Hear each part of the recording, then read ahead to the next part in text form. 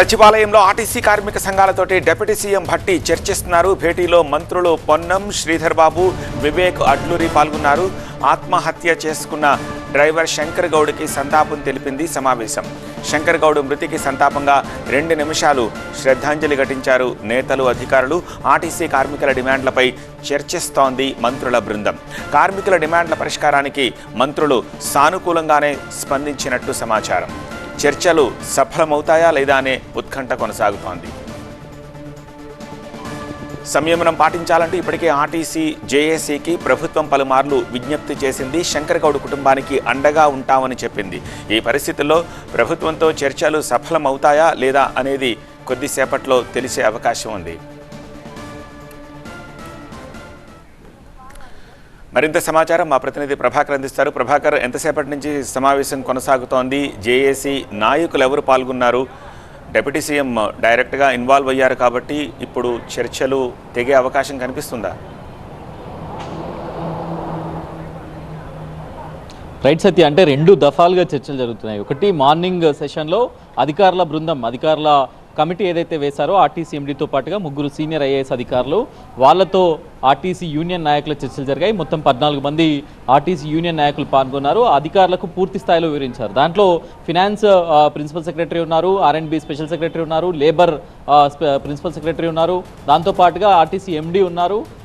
వీళ్ళందరితో కూడా తమకు కావాల్సిన డిమాండ్స్ అన్నిటిపైన కూడా నివేదించారు. మొత్తం 32 డిమాండ్ల పైన ఇప్పుడు సమ్మెకు వచ్చారు. ఆ సమ్మెలో 29 డిమాండ్లకు ప్రభుత్వం సానుకూలంగా ఉందని మొదటి నుంచి రవాణా శాఖ మంత్రితో పాటుగా అధికారుల కమిటీ కూడా చెప్పింది. కాకపోతే దాంట్లో క్లిష్టమైన 3 డిమాండ్స్ పైనే చర్చ అంతా కూడా జరిగింది. ఇప్పుడు సెకండ్ హాఫ్లో లంచ్ బ్రేక్ తర్వాత అధికారుల కమిటీ అట్లాగే యూనియన్ నాయకులు 14 మంది యూనియన్ నాయకులు డిప్యూటీ సీఎం భట్టి ఛాంబర్లో డిప్యూటీ సీఎంతో పాటుగా మంత్రులు శ్రీధర్ బాబు, అడ్డూరు లక్ష్మణ్ కుమార్, పొన్నం ప్రభాకర్, వివేక్, ఈ మంత్రుల కమిటీతో మంత్రుల బృందంతో చర్చలు జరుపుతున్నారు. సో దాంట్లో ప్రధానంగా శంకర్ గౌడ్కు సంబంధించిన అంశం పైన చర్చ జరిగింది.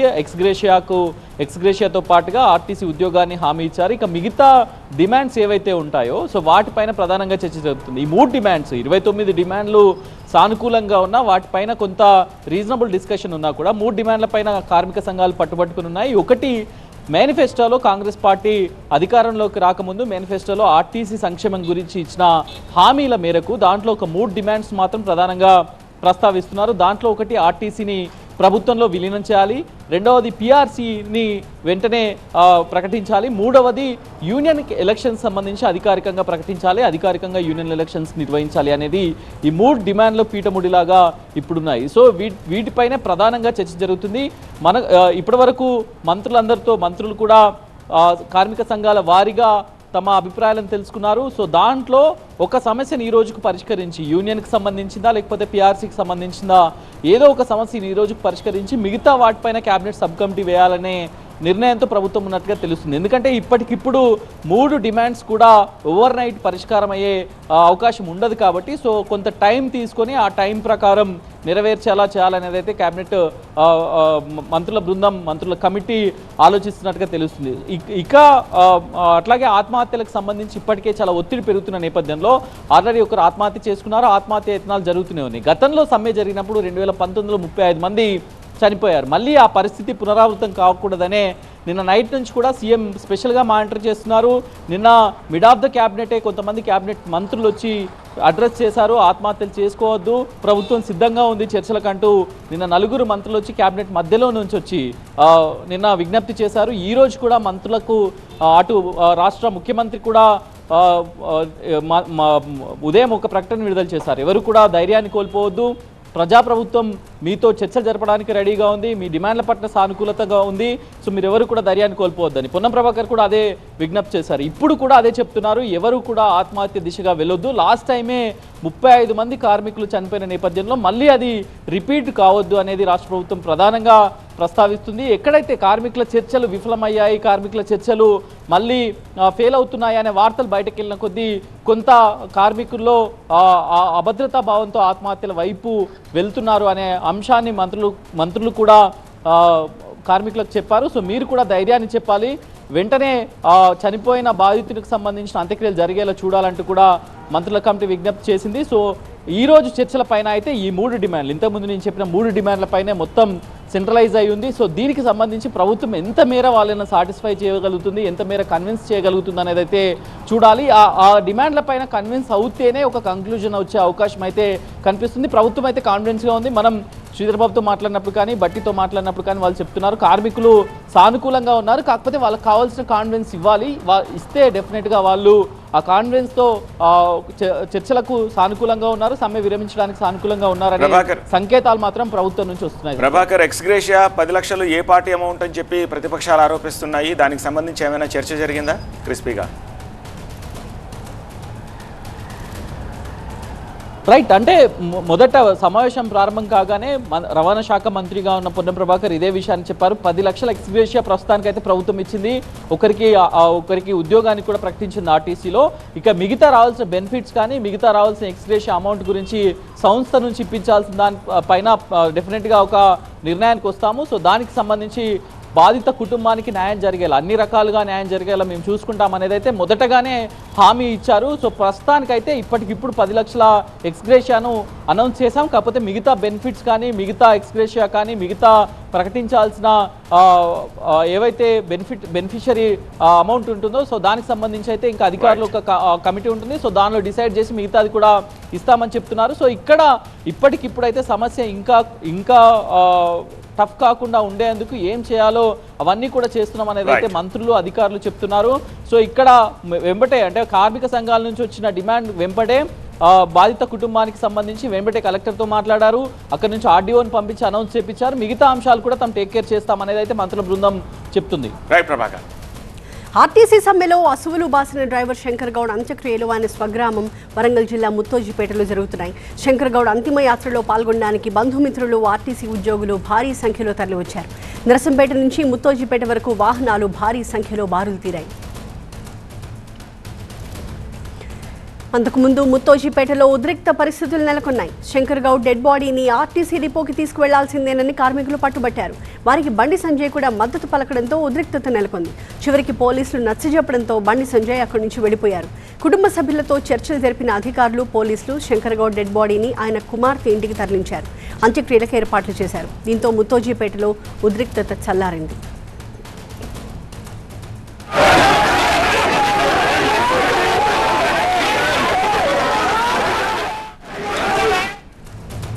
మా ప్రతినిధి పెద్దీష్ మరింత సమాచారంతో సిద్ధంగా ఉన్నారు. పెద్దీష్, తీవ్ర ఉద్రిక్తత నడుమ మొత్తానికి ఫైనల్గా సిచ్యువేషన్ కంట్రోల్లోకి వచ్చినట్టుగా అర్థమవుతోంది. శంకర్ గౌడ్ అంత్యక్రియలు ఎక్కడ జరుగుతున్నాయి? అటు ఆర్టీసీ కార్మికులతో ప్రభుత్వం జరుపుతున్న చర్చలు సఫలమా విఫలమా, కంక్లూజన్ ఎలా ఉంటుంది అనేది పక్కన పెడితే ఉదయం నుండి కూడా శంకర్ గౌడ్ మరణం అనేది ఒక హై టెన్షన్, ఒక హైప్ క్రియేట్ చేసింది. ఉదయం నుండి ఇక్కడ ముత్తోజిపేట గ్రామంలో ఉదయం 8 గంటలకు ఇక్కడికి డెడ్ బాడీ చేరుకుంది. అప్పటి నుండి కూడా ఈ గ్రామంలో ఒక ఉద్రిక్త వాతావరణమే చోటు చేసుకుంది. ఆర్టీసీ కార్మికులు పెద్ద ఎత్తున ఇక్కడికి చేరుకున్నారు. ఇంకొక వైపు మృతుడి కుటుంబ సభ్యులు, అదేవిధంగా వివిధ ప్రజా సంఘాలు, రాజకీయ పార్టీలు అంతా ఇక్కడికి చేరుకొని మృతుడి కుటుంబానికి న్యాయం చేయాలి. ఎందుకంటే ఆయన సుదీర్ఘకాలం ఆర్టీసీలో పనిచేశారు. ఆర్టీసీ కార్మికులకు న్యాయం చేయాలి, ఆర్టీసీ కార్మికులు చేస్తున్నటువంటి సమ్మెకు న్యాయం జరగాలి, ఆ సమ్మె సఫలీకృతం కావాలని చెప్పి తన ప్రాణాన్ని త్యాగం చేశాడు. కాబట్టి ఆ కుటుంబానికి ఖచ్చితంగా తగు న్యాయం చేయాలని చెప్పి వారంతా నిరసన కార్యక్రమాలు చేపట్టారు. ఇంకోవైపు కేంద్ర హోంశాఖ సహాయ మంత్రి బండి సంజయ్ కూడా ఇక్కడికి చేరుకొని నిరసన చేపట్టారు. ఈ క్రమంలోనే ఒక ఉద్రిక్తత చోటు చేసుకుంది. పోలీసులు పెద్ద ఎత్తున మోహరించి ఎక్కడికక్కడ అల్లర్లు కట్టడి చేసే ప్రయత్నాలు చేస్తారు. అయితే వీళ్ళ కోరిక, ఈ కుటుంబ సభ్యుల కోరిక, తన ఎవరైతే ఇప్పుడు శంకర్ గౌడ్ మృతి చెందాడో అతన్ని చివరిసారిగా ఒక 5 నిమిషాలైనా అక్కడ నర్సంపేటలోని బస్టాండ్కు తీసుకువెళ్లాలని చివరిసారిగా వారంతా కోరారు. కానీ ఆ చివరి కోరిక అయితే నెరవేరలేదు. వాళ్ళ కుటుంబ సభ్యుల కూతురు అమ్మ చెప్పమ్మ, చివరి కోరిక నెరవేరింది? మేమేం మాట్లాడలేము ఇప్పుడు. సో వాళ్ళంతా ఉదయం నుంచి వాళ్ళంతా కనీసం నీరు కూడా తాగలేదు, అన్నం కూడా తినలేదు, ఒక దయనీయ పరిస్థితిలో ఉన్నారు. వాళ్ళంతా ఉదయం వాళ్ళ తండ్రి చివరి కోరిక ఏదైతే ఉందో ఇక్కడ నుంచి కనీసం ఆ బస్ స్టాండ్కు తీసుకువెళ్ళి ఒక 5 నిమిషాల నివాళులర్పించే అవకాశం కల్పించడానికి కోరారు. కానీ ఆ కోరిక కూడా నెరవేరలేదు. ఎందుకంటే ఇక్కడ నుంచి తీసుకువెళ్ళైతే లా అండ్ ఆర్డర్ ప్రాబ్లం తలెత్తుందని చెప్పి పోలీసులు అనుమతించకపోవడంతో చివరికి అంత్యక్రియలకు ఏర్పాట్లు చేస్తున్నారు. అయితే ప్రభుత్వం తరఫున అధికారికంగా ఆర్డీఓ వచ్చి ఇక్కడ ఒక ప్రకటన చేశారు. 10 లక్షల ఎక్స్గ్రేషియాతో పాటు స్థానిక ఎమ్మెల్యే 5 లక్షలు ఇస్తున్నట్టుగా ప్రకటన చేశారు. సేమ్ టైంలో ఒక ఉద్యోగం, ఇదే ఆర్టీసీలో ఒక ఉద్యోగం ఇస్తాము, ఇందిరామ్మ ఇల్లు ఇస్తున్నట్టుగా ఆర్డీఓ ఒక ప్రకటన చేశారు. సో మొత్తం మీద అయితే ఉదయం నుంచి నెలకొన్నటువంటి ఉద్రిక్తత ఉద్రిక్తతకు తెరపడింది. ఇప్పుడు అంత్యక్రియలకు సంబంధించిన ఏర్పాట్లు, అంతిమ సంస్కారాలకు సంబంధించినటువంటి ఏర్పాట్లు అయితే ఆ ప్రాసెస్ కొనసాగుతుంది. పోలీసులు ఉదయం నుంచి కొన్ని వందలాది మంది పోలీసులు ఇక్కడ మోహరించున్నారు. రాష్ట్రం నలుమూల నుంచి, తెలంగాణ రాష్ట్రం నలుమూల నుంచి ఆర్టీసీ, జేఏసీ ఇక్కడ పెద్ద ఎత్తున చేరుకున్న వారంతా కూడా ఇక్కడ నిరసన తెలిపారు. ఇక్కడ శంకర్ గౌడ్ ఆత్మకు శాంతి చేకూరాలంటే ఆ కుటుంబానికి తగిన న్యాయం జరగాలి. ఆయన డిమాండ్ ఇప్పుడు ఆర్టీసీ చేస్తున్నటువంటి సమ్మె ఏదైతే ఉందో ఆ సమ్మెకు ఆ ప్రభుత్వం సానుకూలంగా స్పందించి ఆ డిమాండ్స్ అన్ని పరిష్కరించాలని చెప్పి కోరారు. సో మొత్తం మీద అయితే ఉదయం నుంచి జరిగినటువంటి నాటకీయ పరిణామాలకు ఎట్టకేలకు తెరపడింది. శంకర్ గౌడ్ అంత్యక్రియలకు సంబంధించినటువంటి ఏర్పాట్లు ప్రక్రియ కొనసాగుతుంది. Thank you Peddish. తెలంగాణలో సమ్మెని మరింత ఉధృతం చేశారు ఆర్టీసీ కార్మికులు. ఖమ్మంలో భారీ ర్యాలీ నిర్వహించారు. పోరాడి డిమాండ్లని సాధించుకోవాలే తప్ప ఆత్మహత్యలు పరిష్కారం కాదన్నారు కార్మిక నేతలు.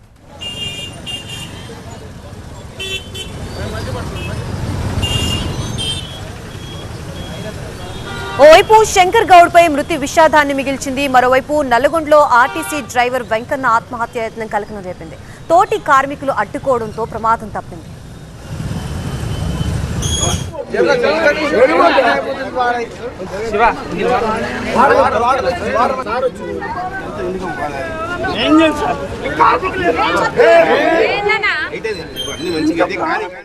భద్రాచలంలో గడ్డి మందు తాగి సూసైడ్ అటెంప్ట్ చేసిన ఆర్టీసీ డ్రైవర్ లింగారెడ్డికి వైద్యం కొనసాగుతోంది. అయితే లింగారెడ్డి భార్య, కూతురు కవిత భిన్నాభిప్రాయాలు వ్యక్తం చేయడంతో ఆత్మహత్య యత్నానికి కుటుంబ కలహాలే కారణం కావచ్చనే అనుమానాలు వ్యక్తమయ్యాయి. అన్ని కోణాల్లో విచారణ చేపట్టారు పోలీసులు.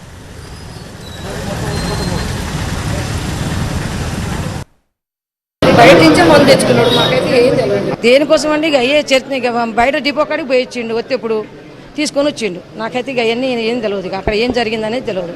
డిపో కాడికి పొద్దున 10ంటికి పోయిండు, 4:30కు వచ్చిండు. ఇంట్లోనైతే మాకు మందులు ఉండవు, ఏవి ఉండవు ఇంట్లో.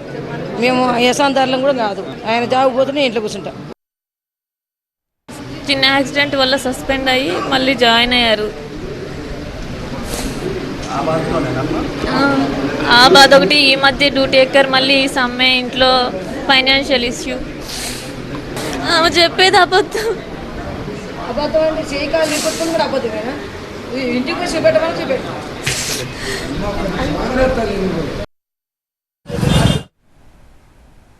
ఇదే అంశానికి సంబంధించి మనకి పూర్తి అప్డేట్స్ అందించడానికి మా ప్రతినిధి నారాయణ సిద్ధంగా ఉన్నారు. నారాయణ, ప్రస్తుతం లింగారెడ్డి ఆరోగ్య పరిస్థితి ఏ విధంగా ఉంది? అలాగే మనం భార్య, కూతురు వర్షన్ వింటుంటే భిన్నాభిప్రాయాలు వినిపిస్తున్నాయి. అసలు కారణం ఏంటి? పోలీసులు ఏం తేల్చారు?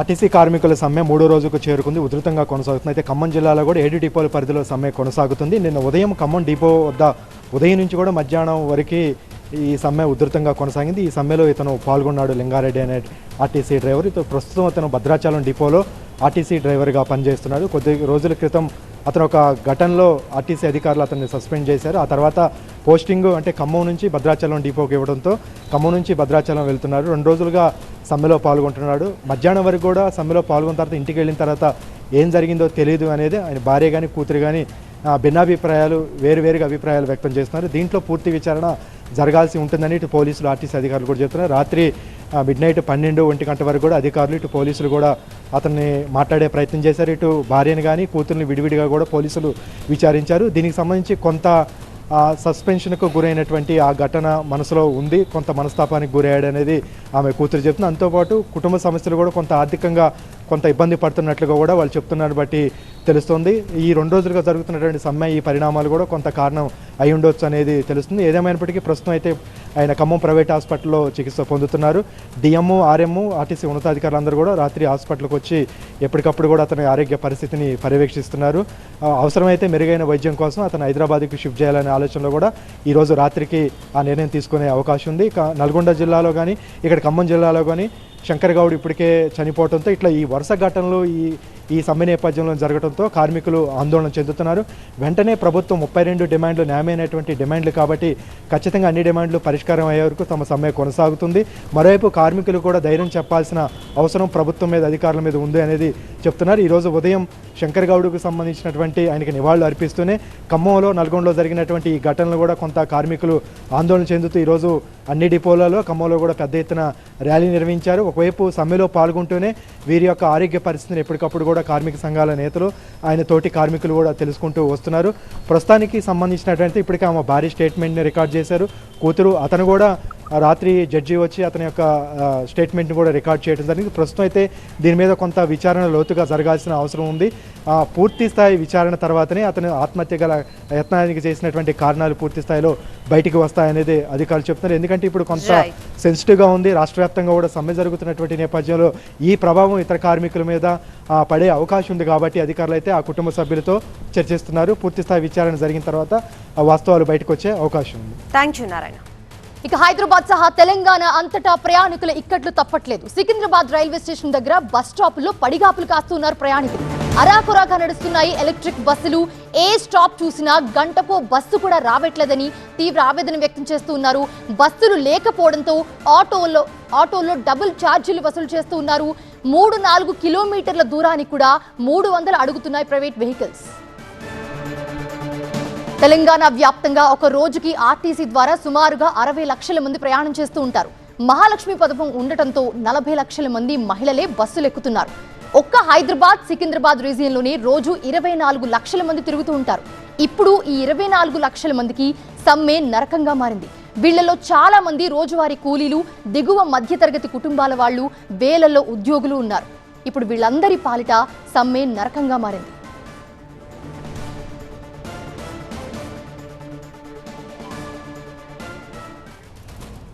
ఇదే అంశానికి సంబంధించి మరిన్ని అప్డేట్స్ అందించడానికి మా ప్రతినిధి ఎలేందర్ అందుబాటులో ఉన్నారు. ఎలేందర్, తెలంగాణ అంతటా కూడా సమ్మె నిర్వహిస్తున్న నేపథ్యంలో ప్రయాణికులు ఎలాంటి ఇబ్బందులు ఫేస్ చేస్తున్నారు? వాళ్ళు చెప్తున్నారు తీవ్ర ఆవేదన వ్యక్తం చేస్తున్న పరిస్థితి కూడా మనం చూస్తున్నాము. గంటల తరబడి వెయిట్ చేసినా ఒక్క బస్సు కూడా దొరకట్లేదని చెప్తున్నారు. ఏంటి వాళ్ళ వర్షన్ ఎలా ఉంది? రైట్, తెలంగాణ రాష్ట్ర వ్యాప్తంగా 3 రోజులుగా ఈ ఆర్టీసీ సమ్మె కొనసాగుతున్న నేపథ్యంలో ప్రయాణికులు అయితే ఇబ్బందులు అయితే పడుతున్నారు. ప్రస్తుతం మనం ఒక బస్ స్టాప్ దగ్గర ఉన్నాము. బస్ స్టాప్ దగ్గర ఎట్లా ఉందో పరిస్థితి మనం గమనించవచ్చు. బస్సుల కోసం వెయిట్ చేయాల్సినటువంటి ప్లేస్లో ఆటోలు, ప్రైవేట్ వాహనాల కోసం వెయిట్ చేస్తున్నటువంటి పరిస్థితి కనిపిస్తుంది. సో మహాలక్ష్మి పథకం ద్వారా ఫ్రీగా జర్నీ చేయాల్సినటువంటి మహిళలంతా కూడా డబ్బులు పే చేసి ఇప్పుడు ఆటోలు, ప్రైవేట్ క్యాబ్స్ కావచ్చు, ఓలా, ఊబర్ లాంటి ప్రత్యామ్నాయ ఏర్పాట్లలో ప్రయాణం చేస్తున్నటువంటి పరిస్థితి ఇటు సిటీలో కనిపిస్తుంది. దాంతో పాటుగా ఇటు మెట్రో ఫ్రీక్వెన్సీ కూడా పెంచడంతో కూడా మెట్రో సర్వీసులు కూడా ప్రభుత్వం మెట్రో అధికారులతో మాట్లాడి ఆ ఫ్రీక్వెన్సీ కూడా పెంచి మెట్రో సర్వీసులను కూడా అందుబాటులోకి తీసుకొచ్చింది. అయినప్పటికీ కూడా దాదాపుగా రోజు అంటే ఓవరాల్గా రాష్ట్ర వ్యాప్తంగా ఒక 65 లక్షల మంది ప్రయాణం చేయాల్సి ఉండగా సిటీలో దాదాపుగా 20-25 లక్షల మంది బస్సుల ద్వారా ప్రయాణం చేస్తున్నటువంటి పరిస్థితి కనిపిస్తుంది. సో వాళ్ళంతా కూడా ఈ బస్సుల సమ్మె ద్వారా దాదాపుగా ఇబ్బందులు పడుతున్నామనేది చెప్తున్నారు. ఓవరాల్గా దాదాపుగా 10,000 వరకు కూడా తెలంగాణ రాష్ట్ర వ్యాప్తంగా 10,000 బస్సుల వరకు ఉంటే దాంట్లో 3,000 నుంచి 4,000 వరకు కూడా అద్దె బస్సులు ఉన్నాయి. దాంట్లో ఎలక్ట్రిక్ బస్సులు కూడా ఉన్నాయి. సో అవి మినహా మిగతా బస్సులన్నీ కూడా డిపోలకే పరిమితం కావడంతో దాదాపుగా 25-30% బస్సెస్ మాత్రమే రాష్ట్ర వ్యాప్తంగా రోడ్లపైన తిరుగుతున్నటువంటి పరిస్థితి. కొన్ని ప్రాంతాల్లో ప్రైవేట్ వ్యక్తులచే, ప్రైవేట్ డ్రైవర్చే ఆర్టీసీ అధికారులు ఉన్నటువంటి డిపోల ద్వారా కొన్ని బస్సులను తిప్పే ప్రయత్నం చేస్తున్నారు. సో అవి ఎంత మాత్రం అంటే డిమాండ్కి తగ్గ సప్లై అనేది అంటే బస్సులు తిరగడం అనేది రోడ్లపైన కనిపించని పరిస్థితి కనిపిస్తుంది. సో హైదరాబాద్ లాంటి నగరాల్లో మెట్రో అండ్ ఓలా, ఊబర్ లాంటి ప్రత్యామ్నాయ ఏర్పాట్లు ఉన్నప్పటికీ కూడా గ్రామీణ ప్రాంతాల్లో, జిల్లాల నుంచి గ్రామీణ ప్రాంతాలకు వెళ్ళేటువంటి వారు మాత్రం తీవ్ర ఇబ్బందులు పడుతున్నటువంటి పరిస్థితి. కానీ కొంతవరకు స్కూళ్ళకు సెలవులు రావడం కావచ్చు, కాలేజీలకు సెలవులు రావడంతో పిల్లలంతా కూడా హాస్టల్ నుంచి కావచ్చు లేకపోతే స్కూళ్ళకు ఇంటికే పరిమితం కావడంతో కొంత ఆ పిల్లలు ఇబ్బంది పడేటువంటి పరిస్థితులు అయితే కొంత తగ్గినప్పటికీ కూడా పాక్షికంగా సమ్మె ప్రభావం అయితే ప్రజలపైన ఎఫెక్ట్ పడిందనే చెప్పుకోవాలి. కొంత ఈ ఓలా, ఊబర్ లాంటి ఆటో సర్వీసులు డిమాండ్ పెరగడంతో వాళ్ళకు కూడా కొన్ని ఛార్జెస్ పెరిగినట్లు, అంటే రెగ్యులర్ ఛార్జెస్ కంటే 2-3% ఛార్జెస్ ఎక్కువగా వసూలు చేస్తున్నారనేది కూడా ప్రజల నుంచి వస్తున్నటువంటి, ప్రయాణికుల నుంచి వస్తున్నటువంటి ఆవేదన. సో ఓవరాల్గా సమ్మె ఎఫెక్ట్ అయితే కంటిన్యూ అవుతుంది. సో ప్రస్తుతం నిన్న జరిగినటువంటి ఇష్యూ ఏదైతే శంకర్ గౌడ్ ఆత్మహత్యతం కావచ్చు, చనిపోవడం కావచ్చు, మిగతా ఇద్దరు సూసైడ్ అటెంప్ట్ చేయడం లాంటి ఇష్యూస్తో ఇటు ఆర్టీసీ సంఘాలు, ఆర్టీసీ జేఏసీ కావచ్చు, ప్రభుత్వం చర్చలకు సిద్ధమై చెరొక అడుగు ముందుకు వేయడంతో చర్చలు అయితే కొనసాగుతున్నాయి. ఈ చర్చల సారాంశం ఎట్లా ఉన్నప్పటికీ కూడా ప్రజలైతే తీవ్ర ఇబ్బందులు పడుతున్నటువంటి పరిస్థితి అయితే గ్రౌండ్ లెవెల్లో కనిపిస్తుంది. సో చర్చలు ఎటువైపుకు దారితీస్తాయి, సమ్మె కంటిన్యూ అవుతుందా లేకపోతే ఈరోజు జరిగేటువంటి మీటింగ్తో కంక్లూజన్ వస్తుందా అనే అంశాలకు సంబంధించి వేచి చూడాల్సిన అవసరం ఎంతైనా కనిపిస్తుంది. సో ఆ క్లారిటీ వస్తే తప్ప ఈ ఎఫెక్ట్ అనేది ప్రజలపైన నుంచి భారం తప్పే అవకాశం అయితే కనిపించని పరిస్థితులు అయితే గ్రౌండ్ లెవెల్లో కనిపిస్తుంది. Right, thanks for the update Shailender. ఇక విపక్షాలకు రాజకీయ అస్త్రంగా మారింది ఆర్టీసీ కార్మికుల సమ్మె. బీజేపీ బీఆర్ఎస్ వైపు నుంచి పోటాపోటీ మద్దతు లభిస్తోంది. డిపోల దగ్గర ధర్నాల్లో కూడా పోటాపోటీగా నినాదాలు చేస్తున్నాయి విపక్షాలు.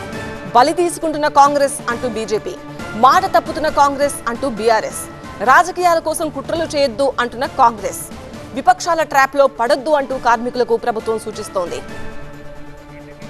ఏప్రిల్ 22న మొదలైన తెలంగాణ ఆర్టీసీ కార్మికుల సమ్మె తీవ్ర రూపం దాల్చి రాజకీయ రంగు పులుముకుంది.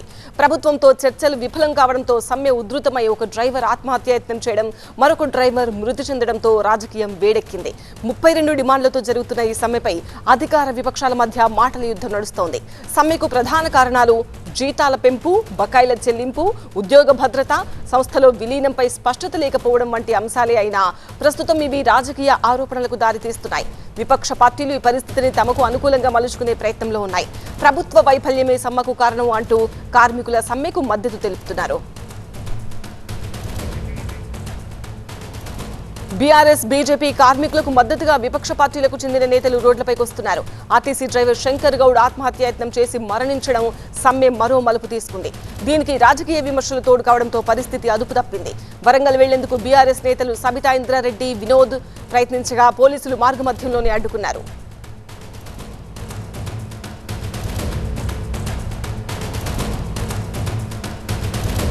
ఇప్పటికీ మీరు నిన్న క్యాబినెట్లో కూర్చున్నారు.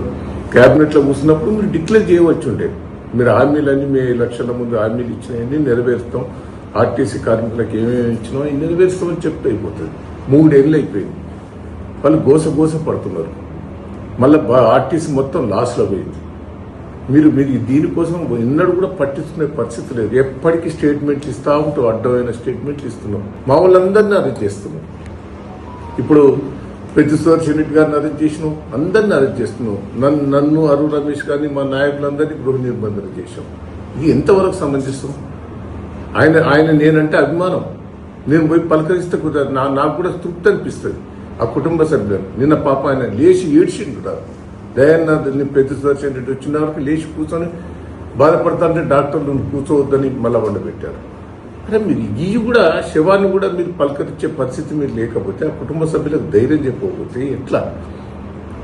నేను ఎందుకు ఇట్లా ఆ కుటుంబానికి ఏం చేస్తావో చెప్పు, మొదలు ఆ కుటుంబాన్ని ఏం ఆదుకుంటావో చెప్పు. మరి నన్ను ఇంట్లో కూడా మీరు అరెస్ట్ చేయటం ఎంతవరకు సమంజసం? ఇది పొద్దునే బయటకు పోకుండా ఇంకా పొడిగిస్తే ఇంకా హీనమైన పరిస్థితి వస్తుంది. ప్రజలు తిరగబడి తన్నే రోజు వస్తుంది. ఆ తన్నకుండా చేయాలంటే ఇమ్మీడియట్ మీరు ప్రకటించండి, వాళ్ళ కోరికలను ప్రకటించండి.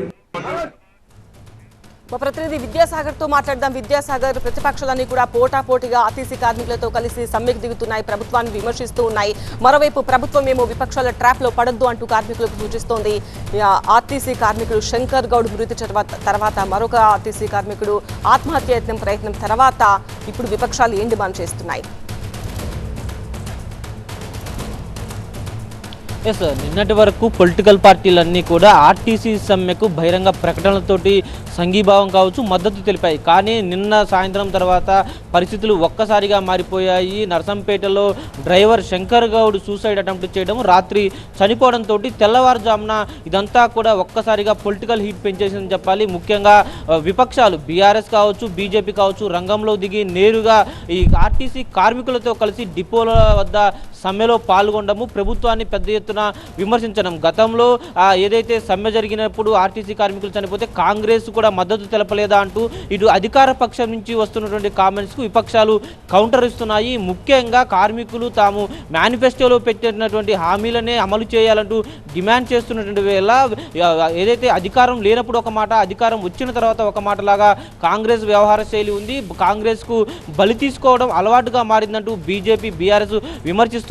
ముఖ్యంగా మాట తప్పడం అనేది కాంగ్రెస్ కాంగ్రెస్కు వెన్నతో పెట్టిన విద్య అంటూ ప్రధాన ప్రతిపక్షం బీఆర్ఎస్ విమర్శిస్తుంటే ఆనాడు తెలంగాణ ఉద్యమం నుంచి నేడు ఆర్టీసీ సమ్మె వరకు బలిదానాలు తీసుకోవడం కాంగ్రెస్కు అలవాటుగా మారిందంటూ బీజేపీ విమర్శిస్తుంది. అంతేకాదు ఈ పొలిటికల్ ఎంట్రీ తర్వాత ఒక్కసారిగా శంకర్ గౌడ్ ఆత్మహత్య చేసుకున్న తర్వాత ఆయన పార్థివ దేహాన్ని సందర్శించేందుకు కేంద్ర హోంశాఖ సహాయ మంత్రి స్వయంగా రంగంలో దిగి నర్సంపేట వెళ్లడము, అక్కడ కొంత ఉద్రిక్త వాతావరణం చేసుకోవడం, వీటన్నిటిని కూడా గమనించినటువంటి అధికార పక్షము విపక్షాల మాటలతోటి మీరు రెచ్చిపోవద్దు, వారి మాయలో పడొద్దంటూ కార్మికులకు విజ్ఞప్తి చేస్తూనే ప్రభుత్వం సానుకూలంగా ఉంది మీ సమస్యల పట్ల అంటూ చెప్పుకొచ్చే ప్రయత్నం చేసింది. గతంలో కూడా కాంగ్రెస్ ఇలాంటి రాజకీయాలు చేసింది. ఒక వర్గం కావచ్చు, ఒక సంస్థ కావచ్చు, అందులో ఈ సంస్థలో ఇబ్బంది పడుతున్న కార్మికుల పక్షాన్ని డెఫినెట్గా రాజకీయ పక్షాలుగా తాము వెళ్ళి మద్దతు తెలుపుతాము, సంఘీభావం తెలుపుతాం అంటూ కూడా మరొక వైపు ప్రభుత్వానికి విపక్షాలు కౌంటర్ ఇస్తున్న పరిస్థితి మనకి ప్రస్తుతం పొలిటికల్ సినారీలో కనిపిస్తుంది. రైట్ విద్యాసాగర్.